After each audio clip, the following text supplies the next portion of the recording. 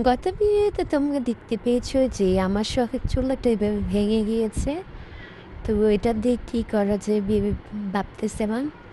প্রথমে ভাবছিলাম যে চুলাটা আবার জোড়া দিব, কিন্তু পরে ভাবলাম যে যদি জোড়া দিই এটা আবার পুনরায় ভেঙে যাওয়ার বা ফেটে যাওয়ার সম্ভাবনা থাকে।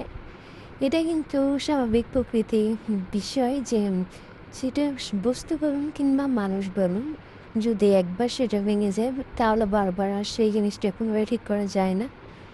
ঠিক করলেও কিন্তু এর মধ্যে ফাটল থেকেই যায়। তো ওই জন্য ওটাকে নতুন রূপ দিয়ে দিলাম। তো এটাকে আমি ভালো করে ভেঙে পানি দিয়ে মাটিগুলো নরম করে নিয়েছিলাম। নিয়ে ভাবলাম যে কী বানানো যায়, নতুন করে ছোড়ো বানাবো নাকি কী বানাবো।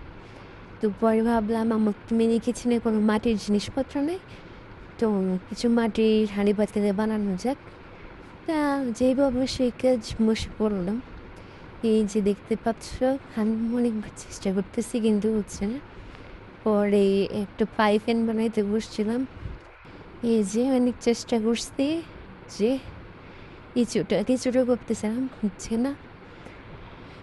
তবে একটু কথা আছে, একবার না পারলে দেখা শতবার, তো আমার চেষ্টা করতে আর ক্ষতি কি। আমি বসে বসছিলাম, বারবার চেষ্টা করতেছি। আমি ভাবছিলাম কিছু মিসাইলও বানাবো, যা অ্যাংস্ট্রমের শত্রুটা ব্যবহার করে কিছু মিসাইল বানাই ফেলবো। এই যে দেখো আমার মেয়ে ইউরেনিয়াম দিয়ে দিয়েছে। এই যে ইউরেনিয়ামের সাথে আমার সবগুলা মিসাইল রেডি হয়ে গেছে। এই দেখো এবার শত্রুকে আমাকে আক্রমণ করলে কিন্তু আমি অনেকগুলো মিসাইল স্টক করছি। তোমরা বলার জন্য কয়েকটা সুন্দর সুন্দর কিউট নাম দাও।